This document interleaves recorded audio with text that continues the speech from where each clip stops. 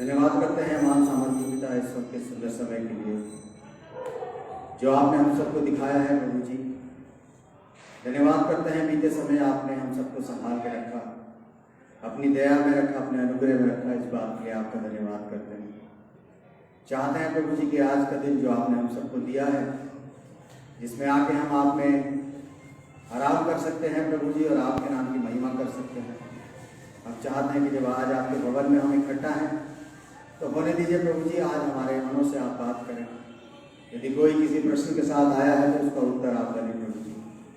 अपनी दया, अपना प्रेम हम सब पर उंडेल दें प्रभु जी, ताकि जब हम आपकी आराधना करते हैं, आपके गीतों को गाते हैं, आपके वचन को पढ़ते हैं, बोलते हैं, सुनते हैं, तो सब आपको ग्रहण योग्य होने पाए। उन सभी लोगों के लिए आपका धन्यवाद करते हैं जो आपके भवन में आ चुके हैं। उनके लिए भी आपसे प्रार्थना करते हैं जो भी आ रहे हैं प्रभु जी, उनको भी आप सही सलामत हमारे बीच में लेके आए। और जो किसी कारणवश हमारे बीच में नहीं है, उन सब के ऊपर भी आप अपनी दया, अपना अनुग्रह बनाए प्रभु जी, और वो इस बात को समझ सकें कि हम आपके बिना अधूरे हैं। उन सभी परिवारों के लिए भी हम आपसे प्रार्थना करते हैं जो हमारे साथ ऑनलाइन जुड़ते हैं प्रभु जी। उन सब के परिवारों को भी आप बहुतायत से आशीष दें प्रभु जी।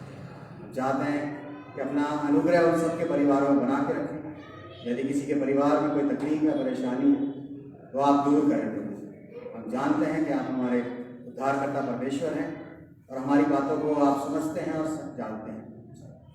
आज की सारी आराधना आपके चरणों पर रखते हैं और इस विनती को मांगते हैं अपने उद्धारकर्ता प्रभु यीशु मसीह के नाम से, आमीन। आइए हम लोग एक गीत गाएंगे, गीत नंबर 39। गीत नंबर 39, प्रभु महान विचारों कार्य थे। आइए अपनी जगहों पे हम खड़े हैं। प्रभु महान विचारों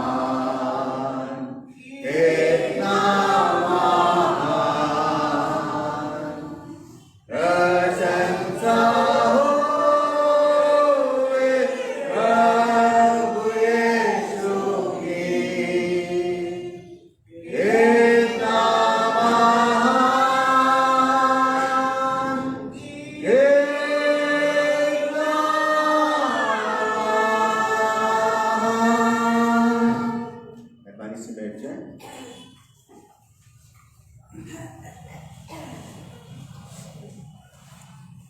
आइए हम लोग भजन संहिता पढ़ेंगे।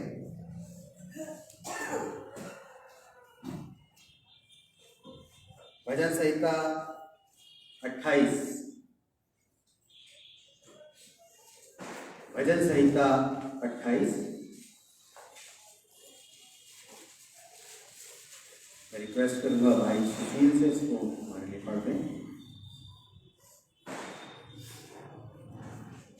भजन संहिता 28।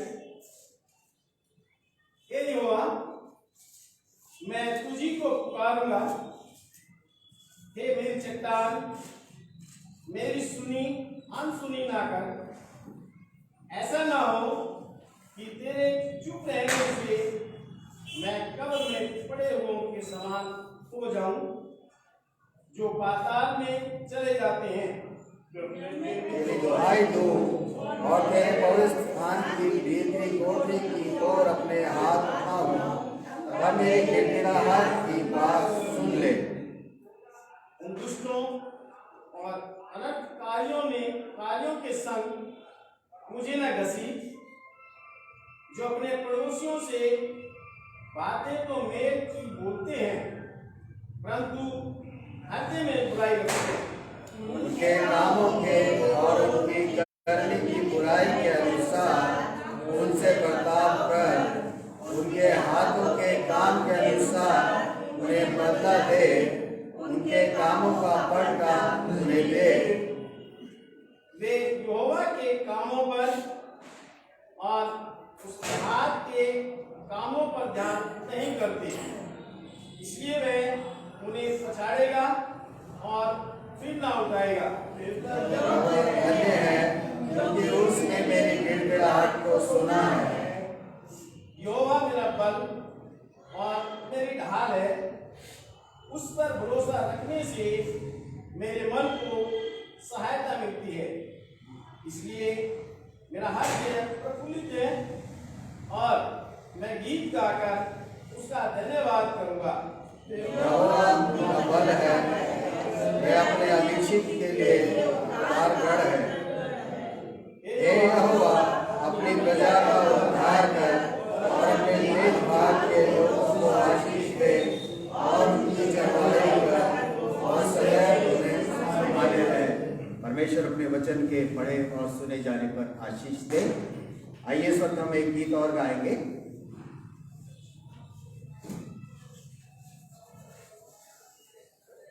गीत नंबर 10। आज का दिन यहोवा ने बनाया है, हम इसमें आनंदित हो। आइए अपनी जगहों पे हम खड़े होंगे जब इस गीत को गाते हैं। गीत नंबर 10। आज का दिन यहोवा ने बनाया है। आज का दिन यहोवा ने बनाया है, हम इसमें आनंदित हो। आज का दिन यहोवा ने बनाया है,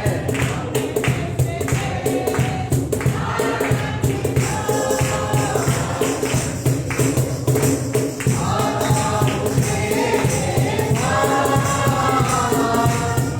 हो।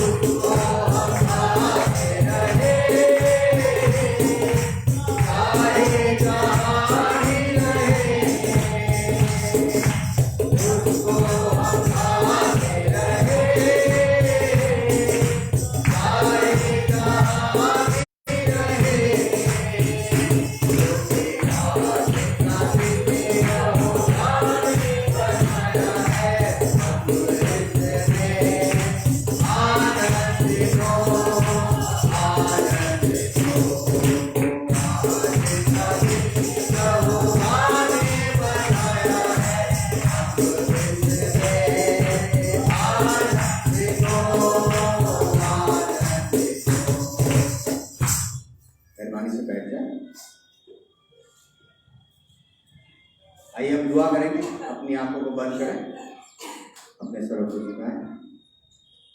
मैं रिक्वेस्ट करूंगा बहन पूनम से कि दुआ में हमारी अगुवाई करें।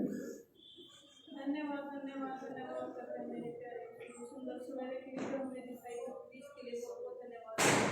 बहुत से ऐसे हैं कि सुबह को नहीं देख पाए प्रभु के आपके के साथ चाहे प्रभु यीशु मसीह ने जितने लोग आ चुके हैं इसके लिए बहुत बहुत धन्यवाद करते हैं। जो किसी कारणवश नहीं आ पाए प्रभु के आपके के साथ होकर उनके भी हृदय से बोलो और बातें करें ताकि वे आपके ध्यान में आकर खुद करने वाले बन सके। धन्यवाद करते प्यारे प्रभु यीशु मसीह जो विस्तार से वचन देता है प्रभु जी हर एक हिस्से से बोलो और बातें करते हम अपने तक की नहीं वचन रख बल्कि दूसरों तक भी पहुंचाने वाले बन सके। धन्यवाद करते प्यारे प्रभु यीशु मसीह दुनिया के आज किसी भी कोने में जहाँ कहीं विश्वास नहीं हो रही आपने कहा मेरे नाम के 2 या 3 पुत्रों के बीच में आकर के हमारे बीच में बात कर रहे हैं। धन्यवाद करते प्यारे जो अस्पतालों में कोरोना बीमार है प्रभु अपने चढ़ाई देते हैं। धन्यवाद करते हैं आपके लिए जैसे तुम क्या अपने आने में सहायता मदद किया सुनती जाने में सहायता। धन्यवाद छोटे भाई के साथ इस छोटे से प्रार्थना को मांग लेते अपने प्रभु यीशु मसीह के नाम से आमीन। सबको जय मसीह की। आइए हम लोग इस वक्त अपने वचन की तरफ चलेंगे और जैसा कि आपको पता है पिछले हफ्ते से और उससे पहले भी हम लोग किस पे बात कर रहे थे? भजन संहिता 23 पे, और अब तक हमने उसकी पहली, दूसरी और तीसरी आयत कंप्लीट कर ली है और आज हम उसकी चौथी आयत पे बात करेंगे। और मेरे साथ आप लोग निकाल लें भजन संहिता 23, भजन संहिता 23 निकाल लें मेरे साथ आप, और इसकी चौथी आयत पे आज हम बात करेंगे। तो इसकी चौथी आयत अगर किसी को मिल जाती है तो वो इसको पढ़ दे। चाहे मैं जी घोर अंधकार से जी हाँ, तराई में होकर चलूं, यहाँ पर वो कहता है चाहे मैं घोर अंधकार से भरी हुई तराई में होकर चलूं तो भी हानि से ना डरूंगा, तो भी हानि से ना डरूंगा, क्योंकि तू मेरे साथ रहता है। क्योंकि तू मेरे साथ रहता है। तेरे सोटे और तेरी लाठी से मुझे शांति मिलती है। तेरे सोटे और तेरी लाठी से मुझे शांति मिलती है। और आज का जो हमारा मेन विषय है या मेन सब्जेक्ट है, जो आज हमारा टॉपिक है, वो इसी पर आधारित है कि तेरे सोटे और तेरे लाठी से मुझे शांति मिलती है। आप कहेंगे ये कैसी बात है कि यहाँ तो लाठी और डंडों की बात हो रही है और लाठी डंडों से शांति कैसे मिल सकती है ना? लाठी डंडों की जब बात करते हैं तो लाठी डंडे किसी के दिमाग में चलता है तो एक ही बात चलती है कि लाठी जो है या डंडा जो है किस काम आता है? मारने पीटने के लिए, है ना? लेकिन जब हम यहां पर बात करते हैं, दाऊद इस बात से हमें क्या समझाना चाहता है कि तेरे सोटे और तेरी लाठी से मुझे शांति मिलती है। वो इस वक्त बात करता है, जब हम ऊपर का हिस्सा पढ़ रहे थे तो शुरुआत वो करता है कि यहोवा मेरा चरवाहा है। और अगर इस बात को हम देखें, चरवाहे के पास एक लाठी रहती है, उसका एक पर्पस होता है, उसका एक मतलब होता है कि वो लाठी अपने हाथ में रखे। और लाठी रखने का मतलब ये नहीं है कि वो अपनी भेड़ों को उससे मारता है या उससे पीटता है या उससे प्रताड़ित करता है, लेकिन उस लाठी का एक पर्पस है, उस लाठी का एक मतलब है। वो लाठी उनकी रक्षा के लिए, भेड़ों की रक्षा के लिए वो लाठी रखी हुई है उसने। और दाऊद हमें कुछ समझाना चाहता है। इन सारी लाइनों से पहले ऊपर वो कुछ और कहता है। ऊपर क्या कहता है, एक बार फिर से इसको पढ़ दें, स्टार्टिंग से पढ़ दें चौथी आयत को। चौथी आयत जी, चाहे मैं वो कहता है चाहे मैं घोर अंधकार से भरी हुई तराई में भरी हुई तराई में होकर चलूं तो भी हानि से ना डरूंगा, क्योंकि तू मेरे साथ रहता है। वो इस बात को क्लियर करना चाहता है कि कैसी ही परिस्थितियां क्यों ना आ जाए। यहां पर वो जिक्र करता है घोर अंधकार से भरी हुई तराई, यानी कि वो ऐसे हिस्से में भी पहुंच जाएगा अगर जहां पर अंधेरा है, जहां पर बहुत सारा ऐसा है जो कुछ नहीं सूझता, लेकिन वो इस बात को बताना चाहता है कि मैं घोर अंधकार से भरी हुई तराई में होकर चलूं तो अभी वो जो नुकसान वहां से मुझे होने वाला है उससे मैं डरूंगा नहीं, क्योंकि तू मेरे साथ रहता है। उसे पता है कि परमेश्वर उसके साथ है।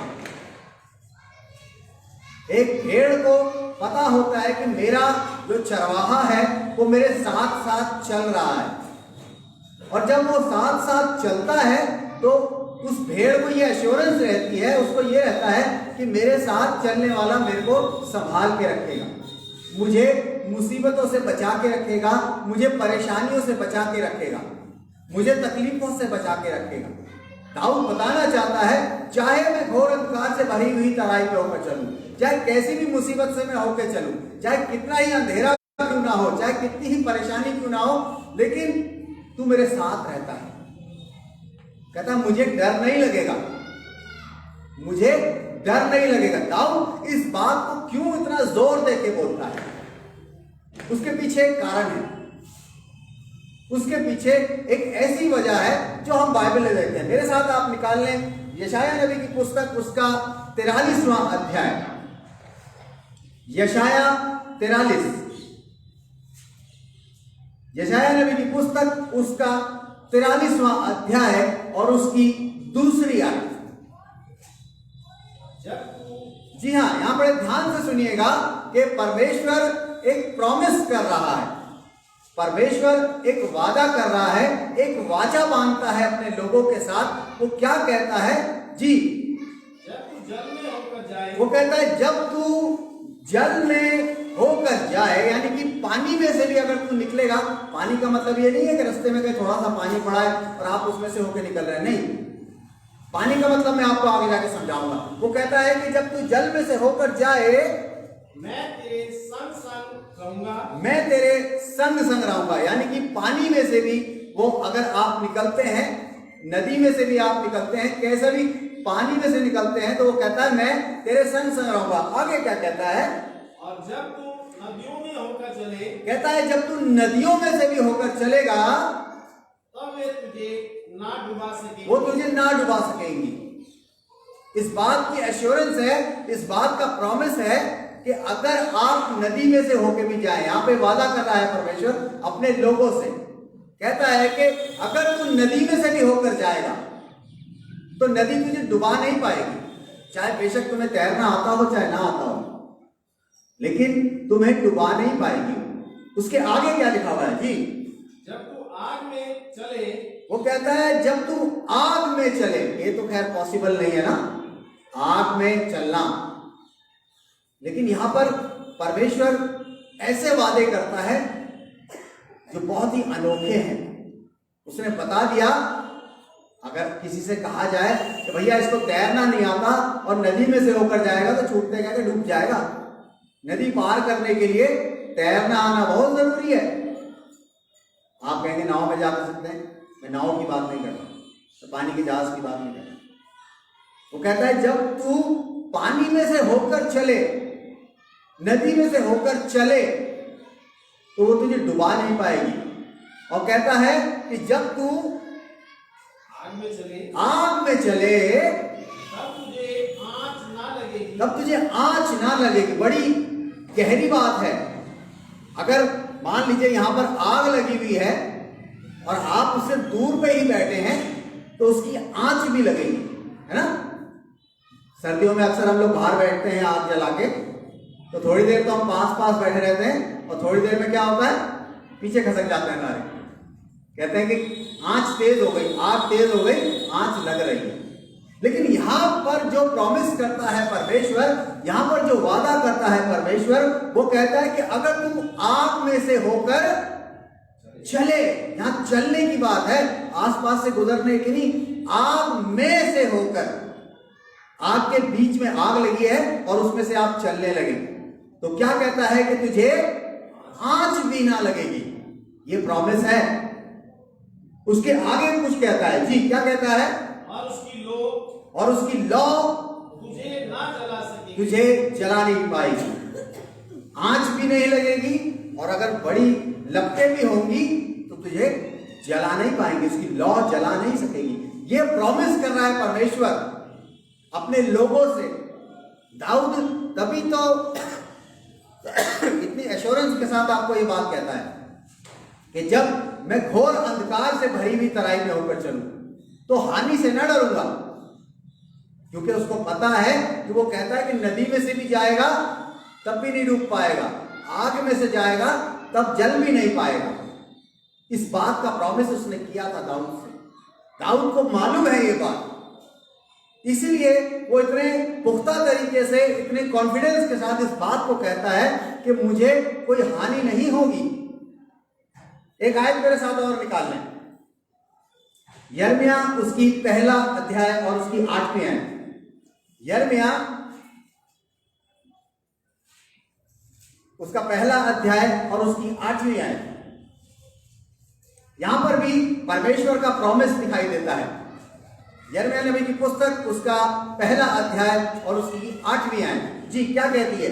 उनके मुख को, यिर्मयाह नबी उसका पहला अध्याय उसकी 8वीं आयत, यही है।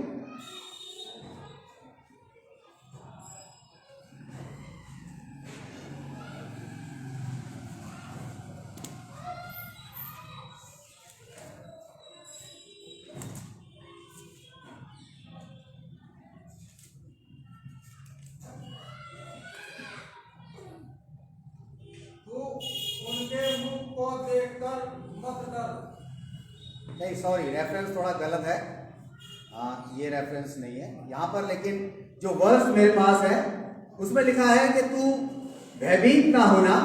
तू उनसे भयभीत ना होना। जी हाँ, तू उनसे भयभीत ना होना, तुझे छुड़ाने के लिए, तुझे छुड़ाने के लिए मैं तेरे साथ हूँ। मैं तेरे साथ हूँ। यहोवा की यही वाणी है। यहोवा की यही वाणी है। यिर्मयाह 1:8 है, मतलब यिर्मयाह 1:8 ये है, तो बाइबल के अंदर कुछ और है।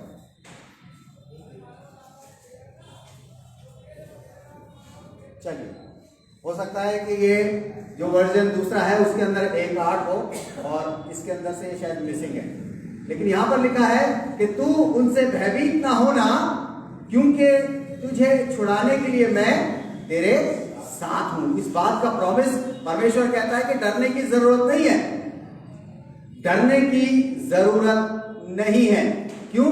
क्योंकि मैं तेरे साथ हूं। यहां पर भी जब भजन संहिता 23 हम देख रहे थे तो उसकी 4थी आयत में भी वो कहता है कि मैं हानि से न डरूंगा, क्योंकि तू मेरे साथ है। परमेश्वर हमारे साथ है, परमेश्वर हमारे साथ चलता है, लेकिन कब? जब हम उसे अपना चरवाहा मानते हैं।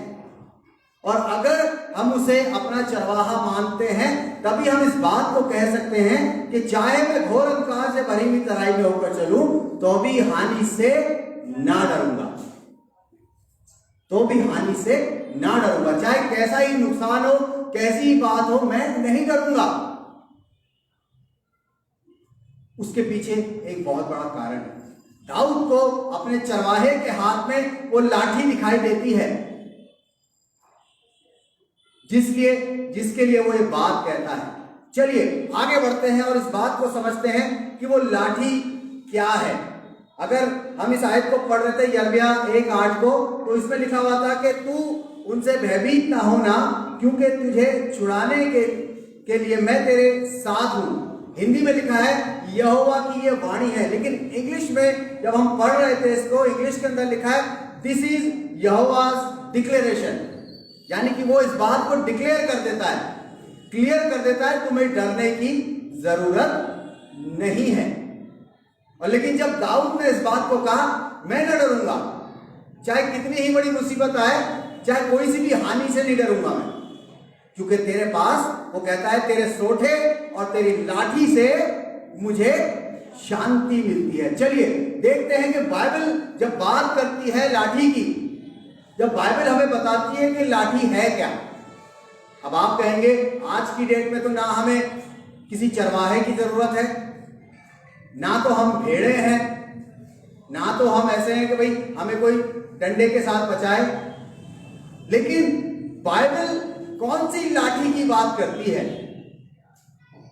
जब दाऊद ने परमेश्वर को अपना चरवाहा बताया तो किसी लाठी के बारे में कह रहा है कि तेरे सोठे और तेरी लाठी से मुझे शांति मिलती है। वो कौन सी लाठी की बात करता है, वो कौन सी ऐसी चीज है जो लाठी के साथ जोड़ता है। चलिए इसको हम देखेंगे बाइबल के अंदर कि जब उसने बात करी कि तेरे सोठे और तेरी लाठी से मुझे शांति मिलती है, तो वो लाठी क्या है। मेरे साथ आप निकाल ले जकरिया नबी की पुस्तक, पुराने नियम के अंदर आपको मिलेगी। जकरिया नबी की पुस्तक, उसका 11वां अध्याय, जकरिया उसका 11वां अध्याय और उसकी 10वीं आयत क्या कहती है।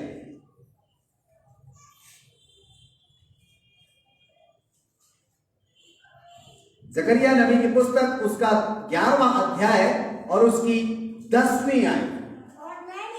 और मैंने अपनी वो लाठी तोड़ डाली। अभी एक मिनट रुकिएगा, यहां पर परमेश्वर बात कर रहा है। ये जो बात बोली जा रही है ये परमेश्वर के द्वारा बोली जा रही है, ये कोई मनुष्य नहीं बोल रहा है, लाठी की बात कर रहा है। वो कहता है कि मैंने अपनी वो लाठी तोड़ डाली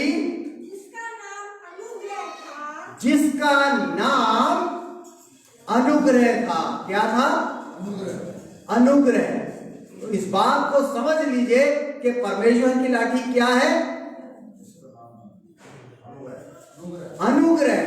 परमेश्वर का जो अनुग्रह है वो लाठी है हमारे लिए। समझिए इस बात को। हमारी प्रोटेक्शन किससे है? परमेश्वर के अनुग्रह से है। हमारी प्रोटेक्शन किससे है? परमेश्वर की जो अनुग्रह करता है, जो ग्रेस को हम पर करता है, उससे है। पौलुस बड़ी अच्छी बात कहता है कि तेरा अनुग्रह मेरे लिए बहुत है, अनुग्रह ही काफी है, बाकी चीजें मिले ना मिले, अगर परमेश्वर का अनुग्रह हमारे ऊपर है तो सब ठीक है। दाऊद कहता है तेरे सोठे और तेरी लाठी से मुझे शांति मिलती है। लेकिन जकरिया नबी की पुस्तक के अंदर परमेश्वर इस बात को बता रहा है कि वो अपने लोगों से जब बात कर रहा था तो उनको ये बता रहा था कि मेरी लाठी थी तुम्हारे लिए जो तुम्हें बचा के रखती थी। लेकिन अब वो यहां पर कहता है कि मैंने अपनी वो लाठी तोड़ डाली, वो लाठी तोड़ डाली जिसका नाम अनुग्रह है। अनुग्रह, उस बात को समझिए कि परमेश्वर का अनुग्रह हमारे ऊपर होना बहुत जरूरी है, तभी हम सेफ हैं। अब आप समझेंगे, आप कहेंगे कि लाठी का क्या मतलब है कि परमेश्वर कह रहा है अनुग्रह। चलिए अब मैं आपको बताऊंगा कि जो लाठी है वो किस तरीके से बाइबल के अंदर देखी गई है, यानी कि परमेश्वर का जो अनुग्रह है वो किस तरीके से लाठी के रूप में, लाठी के रूप में बाइबल के अंदर दर्शाया गया है। आप कहेंगे कि एक लाठी से क्या हो सकता है, एक डंडा ही तो है, एक लकड़ी ही तो है, लेकिन उससे क्या हो पाएगा। लेकिन जब परमेश्वर ने इस बात को बताया कि मैंने अपनी उस लाठी को तोड़ दिया जिसका नाम अनुग्रह है, तो वो लाठी परमेश्वर ने कब कैसे इस्तेमाल करी, यानी कि परमेश्वर ने अपना अनुग्रह कैसे इस्तेमाल किया। चलिए उसको देखते हैं। अगर हम इस बात को समझेंगे कि लाठी और अनुग्रह, आप लेके चलिए दोनों बातों को। अगर जब मैं लाठी बोलूंगा तो परमेश्वर का अनुग्रह समझना है आपको, और जब मैं अनुग्रह बोलूंगा तो आपने क्या समझना है? लाठी।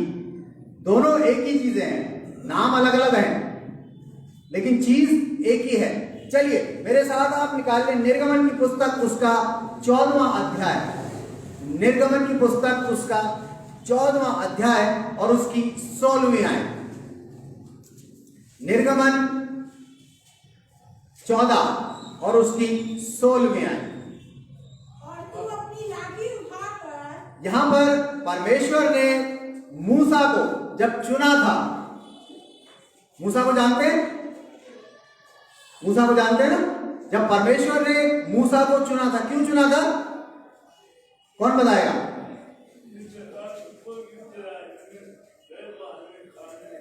हाँ, इजराइलियों को मिस्र में से बाहर निकालने के लिए। और जब परमेश्वर ने मूसा से बात करी कि भाई तू एक काम कर, मेरे लोग मिस्र के अंदर बंदी हैं, उनको निकाल के लेके आ। तो उस वक्त जो मूसा था वो क्या करता था आपको पता है? उसका काम क्या था? वो अपने ससुर की भेड़ बकरियां चराता था, वो एक चरवाहा था। तो अगर भेड़ बकरी चराता है तो उसके पास लाठी का होना लाजमी है ना? अपनी भेड़ों को संभालने के लिए, कि भाई इनकी रक्षा करने के लिए, इनकी सेफ्टी के लिए उस लाठी का होना जरूरी है। परमेश्वर ने मूसा को चुना और मूसा से कहा कि भाई तू मेरे लोगों को निकाल के लेके आ जो मिस्र में बंदी हैं। तो उसने कहा परमेश्वर ऐसा है, मैं तो चरवाहा हूं, मेरे बस की तो है नहीं, और देखो मेरे को बोलना भी नहीं आता, आप मुझे भेज रहे हो फिरौन के राजा के पास, मेरे से तो बोला भी ठीक से नहीं आता। परमेश्वर ने कहा बहाने मत बना, बहाने मत बना,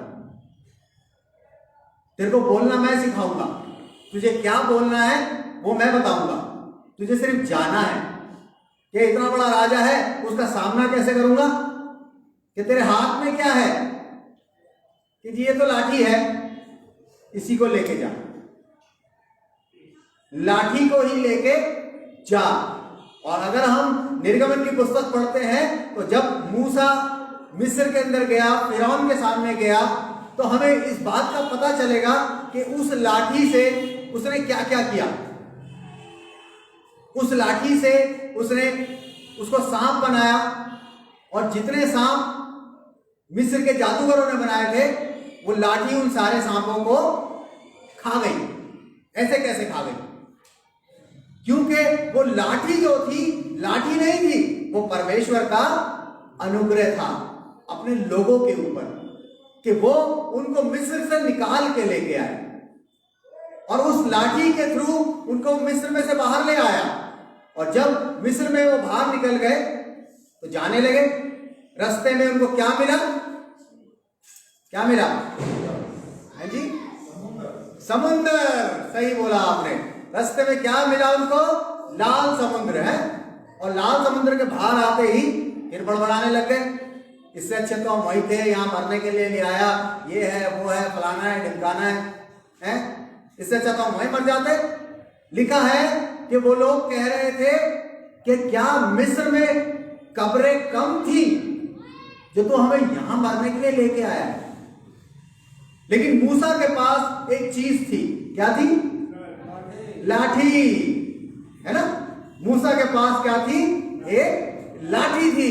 और लाठी लेके जब वो आगे आगे चलता था मिस्र के, तो इसका मतलब परमेश्वर आगे आगे चल रहा था अपने अनुग्रह के साथ, है ना? जंगल में घूम रहे थे, लेकिन समुद्र सामने आया, और समुद्र सामने आते ही मूसा भी थोड़ा सा ऐसा परेशान सा हो गया। जब उसने देखा कि लोग बड़बड़ा रहे हैं, चिल्ला रहे हैं, ये तो मेरे को मारने को उतर आए, कि भैया क्या अब समुद्र में डुबोएगा?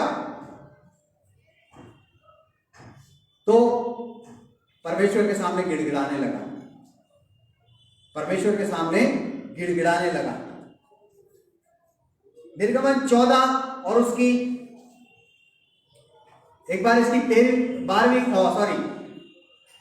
13वीं आयत से पढ़ दे। मूसा ने जी हाँ, लोगों से कहा डरो मत, खड़े खड़े उद्धार का काम देखो, उद्धार का काम देखो जो यहोवा आज तुम्हारे लिए करेगा। आगे, क्योंकि जिन मिस्रियों को तुम आज देखते हो उनको फिर कभी नहीं देखोगे, क्योंकि मिस्री लोग, जितनी मिस्र की सेना थी वो इजराइलियों के पीछे पीछे भागती हुई आ रही थी, और इजराइली अब आगे फंस गए। आगे समुद्र था, पीछे सेना थी, तो कहने लगे भैया अब तो हो गया, अच्छे निकले वहां से तो मार डालेंगे, ये नहीं इनसे बचेंगे तो समुद्र में डूब के मर जाएंगे। तो क्या कहता है मूसा, डरने की जरूरत नहीं है, खड़े खड़े उद्धार का काम देखो। जी आगे क्या कहता है, यहोवा आप ही तुम्हारे लिए लड़ेगा। यहोवा कैसे लड़ेगा? यहोवा तो था ही नहीं वहां, लेकिन एक चीज थी। क्या था? लाठी थी। किसके हाथ में? जी आगे पढ़िए। इसलिए तुम चुपचाप रहो। कह रहा है चुप हो जाओ भाई, शोर मत मचाओ, बस खड़े खड़े उद्धार का काम देखो। चिल्लाने की जरूरत नहीं है, बड़बड़ाने की जरूरत नहीं है, कुड़कुड़ाने की जरूरत नहीं है, डरने की जरूरत नहीं है। इजरायली मिस्री आ रहे हैं, आने दो, समुद्र है कोई बात नहीं। लेकिन अब कुछ और कहता है। क्या कहता है जी? आगे बढ़ते हैं। तब यहोवा ने मूसा से कहा तू क्यों मेरी दुहाई देता है ना? तू क्यों मेरी दुहाई दे रहा है? मूसा भी डर गया था एक बार को मूसा भी डर गया, कह रहा प्रभु जी बचा लो इनसे, ये तो मार डालेंगे। लेकिन परमेश्वर ने उससे बात करी कि चुप हो जाओ और उद्धार का काम देखो, मेरी दुहाई क्यों दे रहा है? आगे क्या बोलता है वो जी? इस्राएलियों को आज्ञा दे कि यहाँ से कूच करें जी, और जी अपनी लाठी उठाकर। क्या कहता है? तू अपनी लाठी उठाकर अपना हाथ समुद्र के ऊपर बढ़ा और दो भाग हो जाएगा। वो दो भाग हो जाएगा। क्या बढ़ाने को कहा था?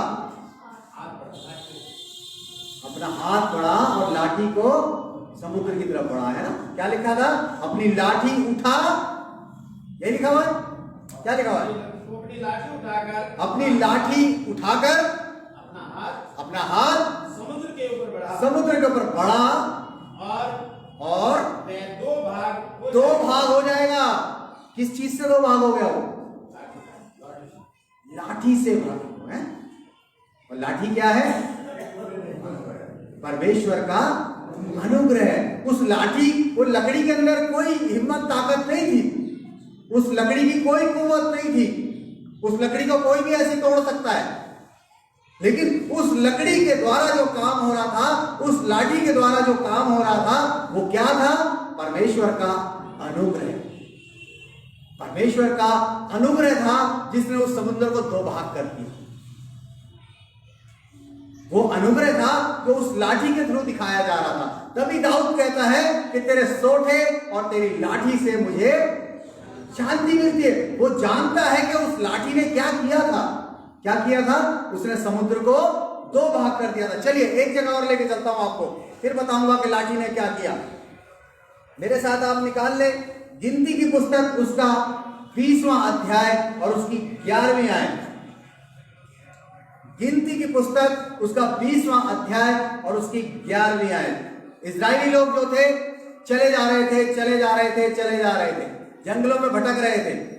अब जंगल में भटक रहे थे तो भूख भी लग रही थी और प्यास भी लग रही थी, है ना? जब प्यास लगने लगी तो फिर मूसा को घेर लिया। फिर मूसा को घेर के कहने लगे हमें पानी पिला, नहीं तो हम तेरे को यहीं मार देंगे, पानी पिला। अब जंगल में पानी कहां से आएगा? ना तो वहां कोई सोता था पानी का, ना कोई तालाब था वहां पानी का। बड़ी परेशानी। अब पानी कहां से पिए? प्यास लग रही थी। और जब उनको प्यास लग रही थी तब कुछ होता है। जी मेरे साथ निकाल ले अगर आप गिनती की पुस्तक, उसका 20वां अध्याय निकालिए, उसकी 9वीं आयत से एक बार पढ़ दें। यहोवा की यहोवा की इस आज्ञा के अनुसार जी मूसा ने उनके सामने से जी लाठी को ले लिया लाठी को ले लिया। जी हाँ और मूसा हाँ और हारून ने जी मंडली को उस चट्टान के सामने इकट्ठा किया। परमेश्वर ने आज्ञा दी कि भाई फलानी चट्टान के आगे तुम जाके खड़े हो जाओ, और मूसा को कहा भाई अपनी लाठी भी ले ले साथ में और चट्टान के पास चले जाओ। और सारे जितने लोग थे उस चट्टान के आगे खड़े हो गए। चट्टान की बात कर रहा हूं मैं, ध्यान से समझने की कोशिश कीजिएगा। चट्टान क्या होता है? पत्थर होता है ना, पत्थर। आप जमीन खोद के पानी निकाल सकते हैं, बोरिंग करके पानी निकाल सकते हैं जमीन में से, लेकिन यहां क्या थी? चट्टान की बात कर रहा हूं मैं। चीजों को बड़े ध्यान में रखिएगा, चीजों को ध्यान में रखिएगा कि बाइबल हमें क्या बताने की कोशिश करती है। यहां चट्टान है, उसने मूसा को कहा अपनी लाठी ले, अपने लोगों को इकट्ठा कर और उस चट्टान के आगे खड़े हो जाए। जी आगे क्या बढ़ते हैं जी। तब मूसा ने उनसे कहा ये दंगा करने वालों, देखो दंगा बहुत होता है। थोड़ी देर परमेश्वर अगर प्रार्थना ना सुने तो लोग परेशान हो जाते हैं। हमारी तो प्रार्थना ही नहीं सुनता, हम तो इतने उपवास करते हैं, हम तो इतनी प्रार्थना करते हैं, हमारी तो प्रार्थना ही नहीं सुनी जाती, अब हम नहीं जा रहे चर्च। पादरी साहब की दुआ में जान नहीं है, हम नहीं जा रहे चर्च। भैया पादरी साहब की दुआ में कभी जान होती नहीं, जान आपके विश्वास में होती है कि आपके विश्वास कितना मजबूत है। पादरी साहब दुआ करे ना करे, अगर आप एक बार विश्वास से कह देंगे प्रभु मेरे लिए ये काम कर दो, तो वो आपके लिए भी कर देगा। इजराइली परेशान थे, कुड़कुड़ा रहे थे, बलवा कर रहे थे, क्या लिखा हुआ भैया उनके लिए? मूसा ने क्या कहा उनसे? ये दंगा करने वालों। शब्द को समझिए, दंगा कर रहे थे। पानी नहीं मिला, दंगा कर दो। समुद्र सामने आ गया, दंगा कर दो। दंगे बहुत होते हैं। ये दंगा करने वालों, क्या हमको जी पढ़िए चट्टान में से जी तुम्हारे लिए जल निकालना होगा। वो कहता है क्या तुम्हारे लिए चट्टान में से जल निकालना होगा? वो कह रहे होंगे नहीं हमें पानी चाहिए, कुछ भी कर, हम नहीं जानते, नहीं करेगा तो बस तू गया। बेचारा हारून और मूसा खड़े हुए डर के मारे कि प्रभु जी क्या कर रहे हैं, बचाओ ना, अभी तो समुद्र पार करा के लाए हो, अब ये फिर पीछे पड़ गए, क्या करें बताओ। उन्होंने कहा एक काम कर, तो अपनी लाठी तो उठा और उनको चट्टान के आगे खड़ा कर। जी पढ़िए भैया।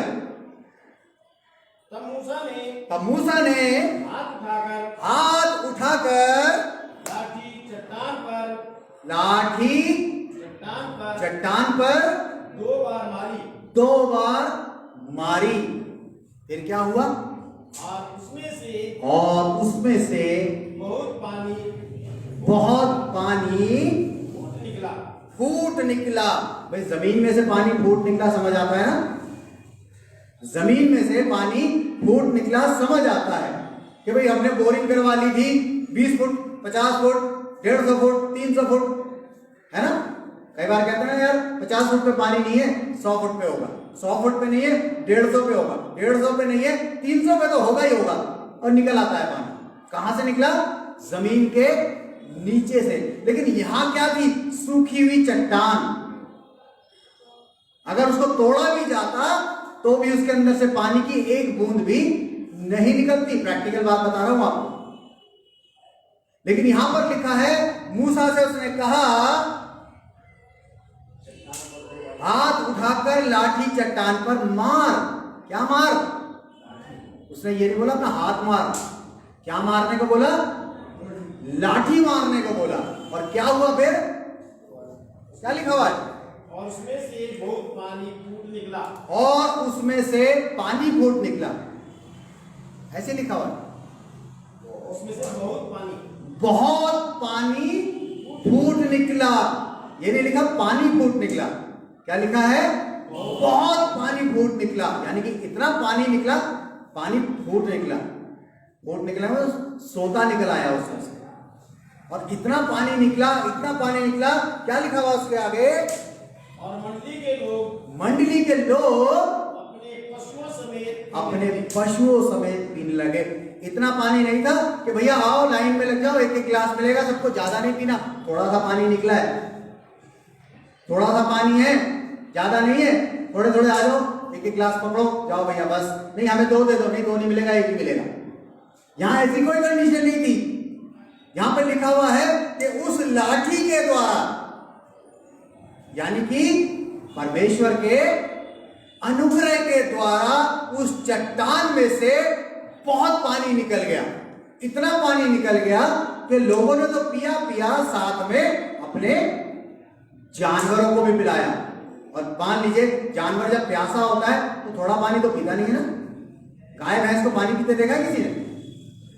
मोहित, कितना पानी पीती है तुम्हारी भैंस? 2 बाल्टी। 2 बाल्टी पानी एक भैंस पी जाती है ना? अब आप सोचिए कितना पानी निकला होगा उसमें से। जब एक भैंस तो होगी नहीं वहां पे, कई भैंसें होंगी, कई गाय होंगी, भेड़ बकरियां, ऊंट बैल गधे, कितने होंगे और कितने इजरायली होंगे। सबने पानी खूब पिया और अपने जानवरों को भी पिलाया। और ये सब कैसे काम हुआ था? एक लाठी से, तेरे सोठे और तेरी लाठी से मुझे शांति मिलती है। इस लाठी के महत्व को समझिए। ये लाठी क्यों कहा गया है? क्योंकि ये परमेश्वर का अनुग्रह है। परमेश्वर के अनुग्रह से ही लाल समुद्र 2 भाग हो गया। परमेश्वर के अनुग्रह से ही उस चट्टान में से पानी निकल गया। चलिए एक जगह और चलते हैं। निर्गमन 17 उसकी 9वीं आयत। मैं आपको इस अनुग्रह के अलग अलग फंक्शन बता रहा हूं, यानी कि इस लाठी के यही नहीं है कि सिर्फ एक ही काम कर सकती है। वो कहता है चाहे मैं घोर अंधकार से भरी हुई तराई में, यानी कि कोई भी परिस्थिति हो, हर परिस्थिति में वो लाठी उसके साथ है। निर्गमन 17 उसकी 9वीं आयत। निर्गमन 17 उसकी 9वीं आयत। यहां पर भी इजरायली लोग हैं। तब मूसा ने जी यहोशू से कहा, तब मूसा ने किससे कहा? यहोशू से कहा, हमारे लिए कई एक पुरुषों को चुनकर, हमारे लिए कई एक पुरुषों को चुनकर छांट ले। किस लिए छांट ले? इजरायली चले जा रहे थे और इजरायलियों के ऊपर कुछ दूसरे लोगों ने अटैक कर दिया। दूसरे लोगों ने अटैक कर दिया कि भाई तुम हमारे एरिया से होके क्यों जा रहे हो, यहां से जाओगे तो हम तुम्हें मार डालेंगे। तो मूसा ने यहोशू से कहा कि भाई एक काम करो, कुछ लोग ऐसे चुन लो अपनी मंडली में से जो थोड़े से फाइटर टाइप के हो, जो लड़ाई वड़ाई लड़ सकते हो। एक काम करो, उनको चुनो। और फिर क्या बोलता है कि चुनकर छांट ले और बाहर जाकर अमालेकियों से लड़। यहोशू से कहा कि अपने साथ कुछ लोग ले ले और बाहर जाके, जो दूसरे लोग थे अमालेकी थे, वो एक कास्ट थी अमालेकी, उन्होंने अटैक कर दिया था। उनको बोला कि भाई ऐसा है, अब जाके तुम लड़ो उनसे जी। और आगे, और मेरे कल परमेश्वर की लाठी, आराम से पढ़े, आराम से पढ़े, और मेरे नहीं लिखा हुआ, मैं कल परमेश्वर की लाठी, कहता है कि और मैं कल परमेश्वर की लाठी हाथ में लिए हुए पहाड़ी की चोटी पर खड़ा रहूंगा। पहाड़ी की चोटी पर खड़ा रहूंगा। मूसा ने कहा किसकी लाठी? किसकी लाठी? परमेश्वर की लाठी। वो कहता है तू अपने साथ एक काम कर, कुछ लोगों को ले और बाहर जाके अमालेकियों से लड़। मैं चलता हूं पहाड़ पर, क्या लेकर? परमेश्वर की लाठी लेकर। क्यों पता है आपको? मूसा ऊपर चढ़ गया, लाठी लेके ऊपर चढ़ गया और वहां पर मूसा ने अपने हाथ ऊपर कर लिए लाठी के साथ। जब तक मूसा का हाथ ऊपर रहा तब तक इजरायली जीतते रहे। और जैसे ही मूसा का हाथ थक गया, उसने हाथ नीचे किया, उस लाठी को नीचे किया, बोलो हारने लगे। परमेश्वर का अनुग्रह जब तक हमारे ऊपर है तब तक हम सेफ हैं, नीचे होते ही हम अनसेफ हैं। और यहां पर वो कहता है मैं परमेश्वर की लाठी लेकर, वो क्या था, लाठी क्या थी, परमेश्वर का अनुग्रह। वो उस लाठी को लेकर ऊपर गया, उसी लाठी से लाल समुद्र को 2 भाग किया था, उसी लाठी से चट्टान में से पानी निकाला था, और उसी लाठी से अब ये लड़ाई जीत रहा है। मूसा ने क्या किया कि 2 व्यक्तियों को लाओ जो मेरे हाथ ऐसे करके पकड़ ले, कि परमेश्वर का अनुग्रह कम नहीं होना चाहिए। भाई इंसान है, हाथ ऊपर किए कि थक जाएगा, ऐसा तो नहीं है कि 10 मिनट की लड़ाई होगी या 5 मिनट की लड़ाई होगी, है ना। स्कूल में भी बच्चों को टीचर बाहर खड़ा कर देते हैं ना, ऐसे करके, और थोड़ी देर में बच्चे देखते हैं, इधर उधर देखा, नीचे कर लिया, जैसे टीचर देखी फिर ऊपर कर लिया। क्यों? हाथ ऊपर करने से दुखने लगते हैं, कंधे भर जाते हैं, थक जाते हैं। मूसा ने भी लाठी ले रखी थी और अपने हाथ ऊपर कर रखे थे, वो थक गया, और जब वो थकता था वो अपने हाथ नीचे करता था तो वो लोग युद्ध हारने लगते थे, लड़ाई हारने लगते थे। तब उन्होंने क्या किया, 2 पत्थर लिए और मूसा के हाथ के नीचे लगा दिए, ताकि उसका हाथ जो है वो ऊपर ही बना रहे, उस पर टिका रहे और परमेश्वर का अनुग्रह ऊपर ही रहे। मेरे अजीजों, वो कहता है कि मैं परमेश्वर की लाठी लेके ऊपर जाता हूं, और जब लाठी उसके हाथ में थी तो उसने युद्ध जीता।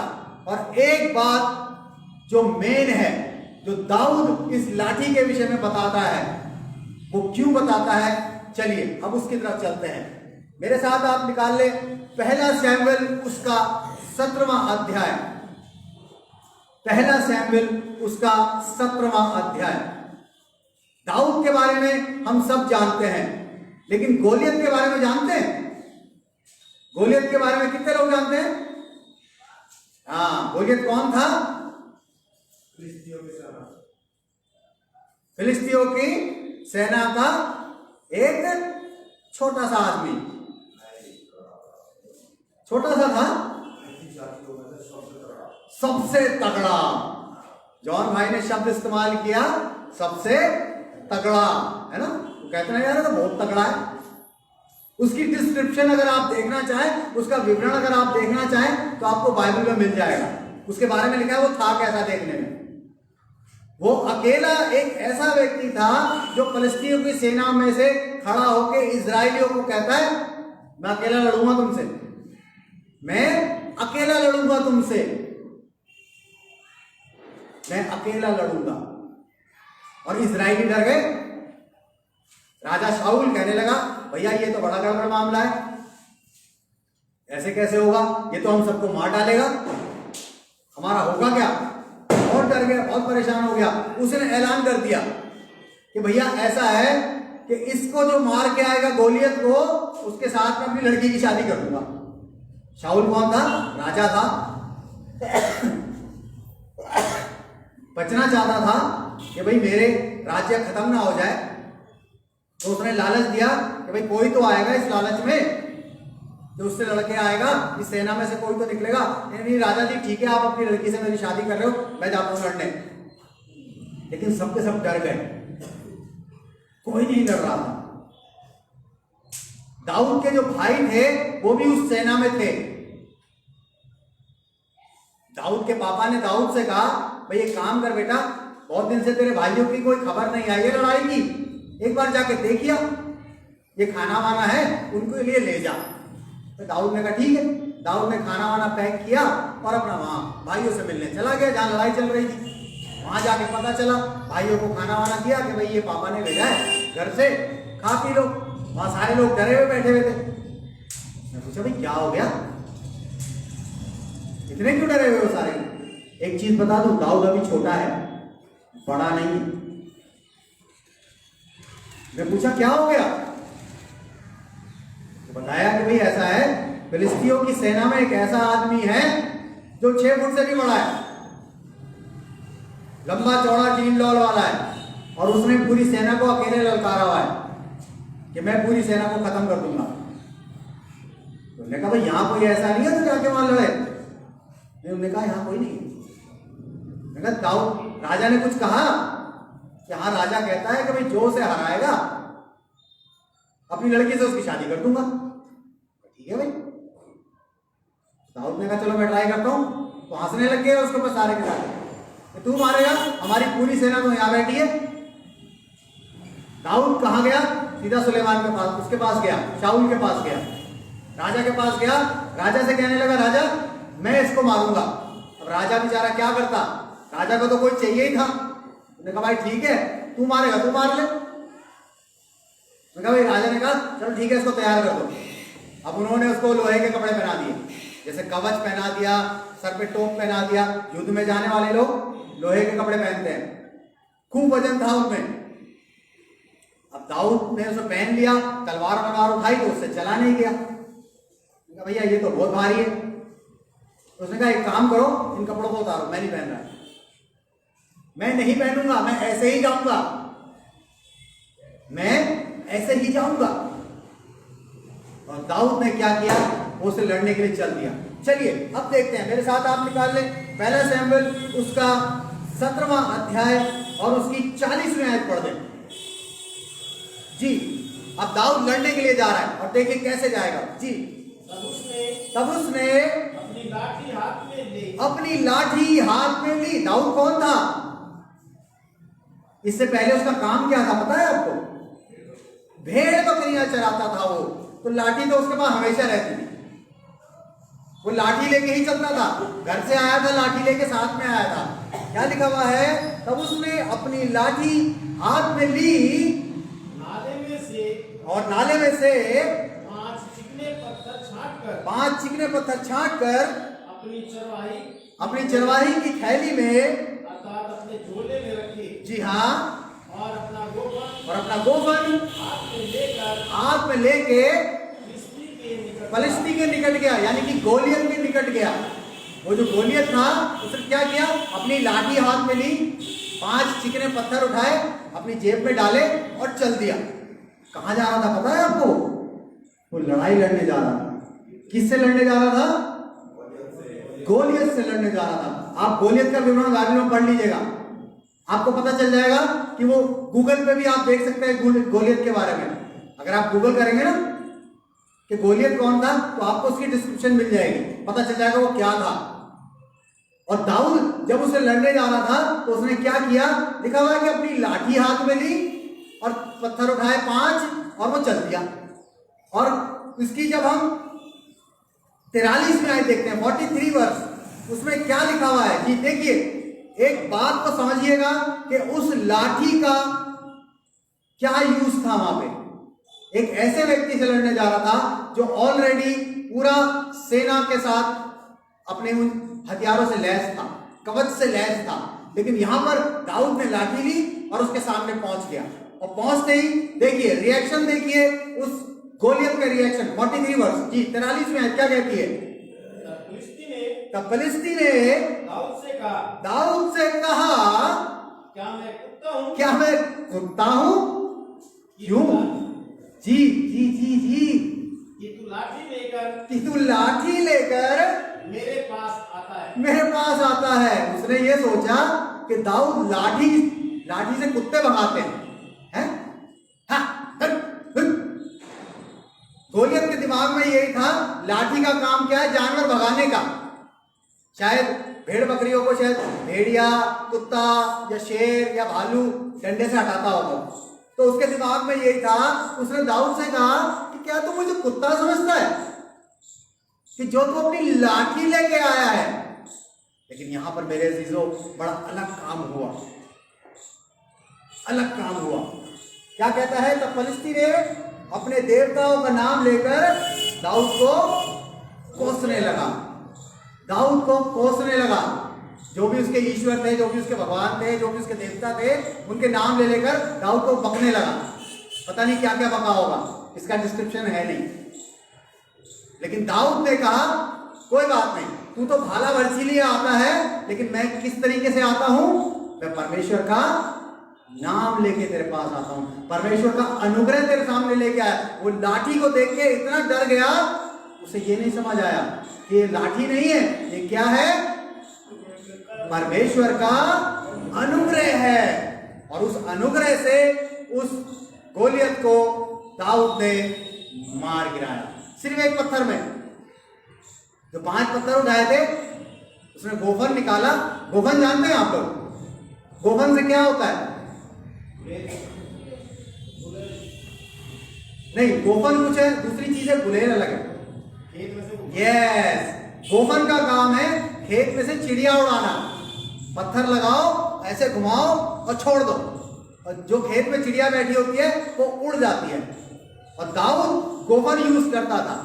उसने क्या किया, एक पत्थर गोफन में रखा, घुमाया और छोड़ दिया। और जानते हैं उस गोलियत के कहां जाके लगा? वो सीधा यहां, और गोलियत धैर्य से गिर गया। काम खत्म। वो लेके क्या आया था अपने साथ? परमेश्वर का अनुग्रह। वो लाठी लेके आया था जिससे वो डर गया था कि तू मुझे कुत्ता समझता है।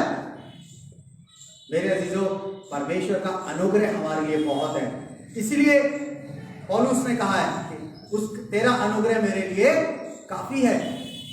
परमेश्वर का अनुग्रह यदि हम पे बना रहे तो वो हमारे लिए काफी है।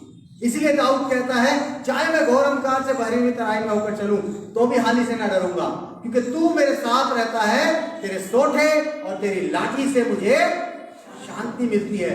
सोठे और लाठी का मतलब आप समझ गए? परमेश्वर का अनुग्रह है जिसकी वजह से हमें शांति मिलती है। एक आयत आखिरी पढ़वा के खत्म करूंगा। इब्रानियों उसका 13वां अध्याय और उसकी 6ठी आयत। इब्रानियों अध्याय 13 और उसकी 6ठी आयत। अगर हम भी इस बात को समझ लें कि परमेश्वर का अनुग्रह हमारे लिए बहुत है, उसकी लाठी हमारे लिए काफी है, तब हम एक बात कह सकते हैं। क्या कह सकते हैं जी? क्या लिखा है इसमें? इसलिए हम बेधड़क होकर कहते हैं, इसलिए हम बेधड़क होकर कहते हैं कि प्रभु मेरा सहायक है, मैं ना डरूंगा। मैं ना डरूंगा। आगे, मनुष्य मेरा क्या कर सकता है? बड़ी क्लियर सी बात है कि अगर हम बेधड़क होकर इस बात को कहें कि यहोवा मेरा चरवाहा है, तेरे सोठे और तेरी लाठी से मुझे शांति मिलती है, तो लिखा है कि हमें किस चीज का डर है? चाहे हम घोर अंधकार से भरी हुई तराई में होकर चले तब भी डर नहीं है। चाहे परिस्थितियां कैसी भी आ जाए कोई डर नहीं है, क्योंकि तेरे सोठे और तेरी लाठी से मुझे शांति मिलती है। इसलिए मेरे अजीजों, बेधड़क होकर इस बात को कहें कि प्रभु आपका अनुग्रह हमें चाहिए, बाकी हमें कुछ नहीं चाहिए। अगर आपका अनुग्रह हमारे साथ है तो हमें किसी चीज का डर नहीं है, हमें किसी बात की चिंता नहीं है, हमें किसी बात की परेशानी नहीं है। इस चीज को आप अपने मन में बिठा लें, इस चीज को अपने हृदय में बिठा लें कि जो दाऊद बात करता है लाठी की, वो लाठी जो है परमेश्वर का अनुग्रह है। और बाइबल हमें बताती है कि यदि उसका अनुग्रह हम पर है इतना काफी है। बस कोशिश ये रखें कि परमेश्वर का अनुग्रह, उसकी ग्रेस आपके ऊपर से ना हटने पाए। अगर उसकी ग्रेस आपके पास से हट गई तो हो सकता है आप समुद्र में डूब जाएं, हो सकता है आप प्यासे मर जाएं, हो सकता है आप लड़ाई में मारे जाएं, हो सकता है आप किसी बलशाली के द्वारा आप मारे जाएं। लेकिन यहाँ पर बाइबल ने क्लियर कर दिया कि उसकी लाठी से हमें शांति मिलती है, उसका अनुग्रह हमारे लिए काफी है। आइए प्रार्थना करें, अपनी आंखों को बंद करें, अपने सरों को झुकाएं। भाई विनोद के साथ दुआ में चले।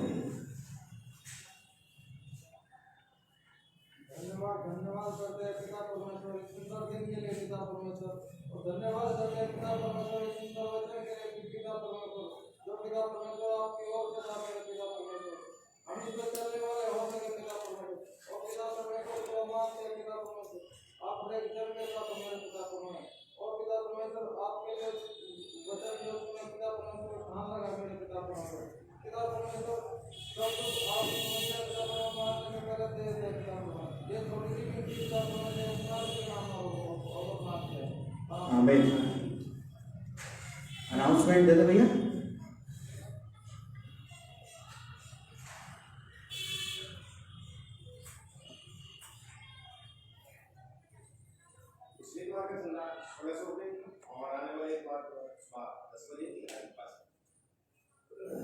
हाँ, एक अनाउंसमेंट और है कि हो सकता है कि इस वीक में हमारे चर्च की व्हाइट वॉश स्टार्ट हो जाए, क्योंकि आज व्हाइट वॉश वाले को बुलाया है। आज हम उससे बात करेंगे और अगर सब कुछ ठीक रहा तो इस वीक में इस काम को हम लोग चालू करवा देंगे ताकि इस महीने के अंदर अंदर 10-15 दिन के अंदर अंदर यहाँ का काम कंप्लीट हो जाए। इसलिए जवान बच्चे चर्च के बाद आप लोग जाए नहीं, थोड़ा सा रुके, आपसे बात करनी है मैंने, और थोड़ा चर्च का सेटअप हमें समेटना पड़ेगा क्योंकि वाइट वॉश वाले आएंगे तो वो इसको फिर हटाएंगे तो खराब हो जाएगा। इसलिए हम अपने तरीके से सारी चीज़ों को ठीक से हटा देंगे। ठीक है, आप लोग जाएंगे नहीं, आप रुके रहे थोड़ी देर, थोड़ी सी हेल्प आपकी मुझे चाहिए होगी। तो आइए एक गीत में चलेंगे और इस गीत के दौरान अपने नजरानों को हम प्रभु के सम्मुख लेके आएंगे। गीत नंबर 4, पावन है वो प्रभु हमारा, उसकी जय जयकार करो। आइए अपनी जगहों पे हम खड़े होते हैं जब इस गीत को गाएंगे। गीत नंबर 4, पावन है वो प्रभु हमारा, उसकी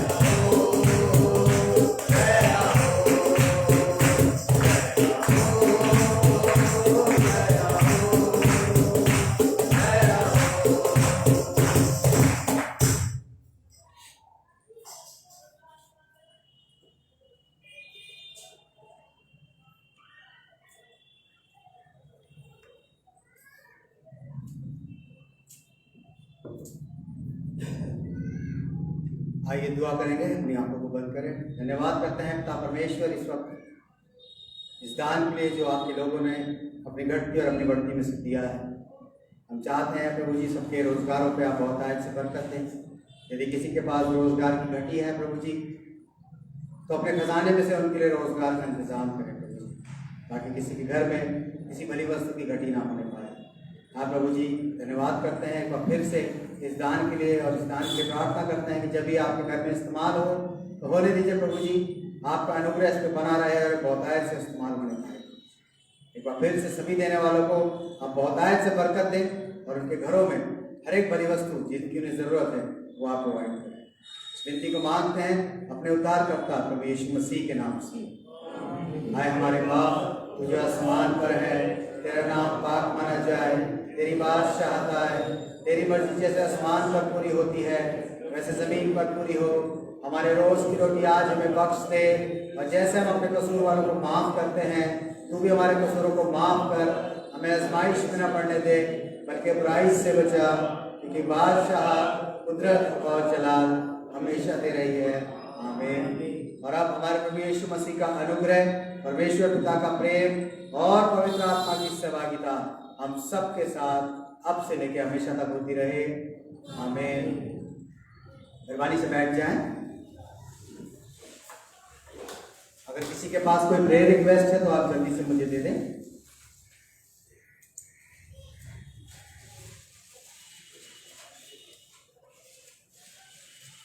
चलिए, मेरे पास 2 प्रेयर रिक्वेस्ट हैं, इनके लिए प्रार्थना करेंगे।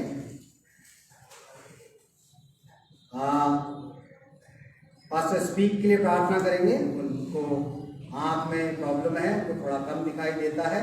और बहन प्रीति मैसी के लिए प्रार्थना करेंगे, जो पिछले दिनों बीमार रही और थोड़ी कमज़ोर हैं। इन दोनों के लिए हम लोग प्रार्थना करेंगे। प्रभु जी, इस वक्त आपके दास पास्टर स्पीक को आपके चरणों पर रखते हैं। प्रभु जी, जबकि आँखों से कम दिखाई देता है, आँखों में कोई कमज़ोरी है, तो प्रभु जी आप अपना हाथ उनकी आँखों पर रखें और उनकी कमज़ोरी को दूर करें, क्योंकि आप प्रभु जी आश्चर्य कर्म करने वाले परमेश्वर हैं। और प्रभु जी, आपने इस बात को कहा है कि मेरे नाम से जो मांगोगे तुम्हें मिलेगा। हाँ प्रभु जी, उनकी आंखों की ज्योति आपके नाम से मांगते हैं। जिस प्रकार से आपने उस अंधे को आंखें दी थी प्रभु जी, और उसे साफ साफ दिखने लगा था प्रभु जी, आपके दास के लिए भी आपसे प्रार्थना करते हैं कि अपना हाथ इनकी आंखों पर रखें ताकि इनको बिल्कुल साफ साफ दिखाई दे प्रभु जी, और आपके नाम की मनादी प्रभु जी ये करते चले जाएं और आपके नाम की महिमा इनके द्वारा होती चली जाए प्रभु जी। सब प्रार्थना करते हैं बहन प्रीति मैसी के लिए प्रभु जी, कि आप अपनी दया उन पर करें प्रभु जी। पिछले दिनों तकलीफ में रही, बीमार रही, लेकिन आपने उनको चंगाई दी। जो भी शरीर की कमजोरी है वो आपके नाम से जाती रहे प्रभु जी। हम चाहते हैं अपनी दया, अपना अनुग्रह उन पर रखें प्रभु जी, ताकि वो और उनका परिवार हमेशा आपके नाम की महिमा करता रहे। इस वक्त उन सभी लोगों के लिए प्रार्थना करते हैं जो बीमार हैं, तकलीफ में हैं, और हम नहीं जानते प्रभु जी कि वो कौन है, लेकिन उनको भी आप चंगाई दें। यदि हमारी कलीसिया में किसी को किसी प्रकार की कोई तकलीफ है, उनके लिए भी आपसे प्रार्थना करते हैं कि आप उन्हें चंगाई दें प्रभु जी, और उनकी सारी बीमारियों को आप दूर करें। उन सभी लोगों के लिए प्रार्थना करते हैं जो इस वक्त हमारे साथ ऑनलाइन है प्रभु जी। यदि किसी को कोई परेशानी है, कोई बीमार है, कोई तकलीफ में है, तो उनकी भी आप बीमारियों को आप दूर करें, उनकी तकलीफों को दूर करें प्रभु जी, ताकि हम सब मिलकर आपके नाम को महिमा दे सकें प्रभु जी। सारी बातों के लिए धन्यवाद देते हुए इस विनती को मांगते हैं अपने उद्धारकर्ता प्रभु यीशु मसीह के नाम से। आमीन। आप सभी को जय मसीह की।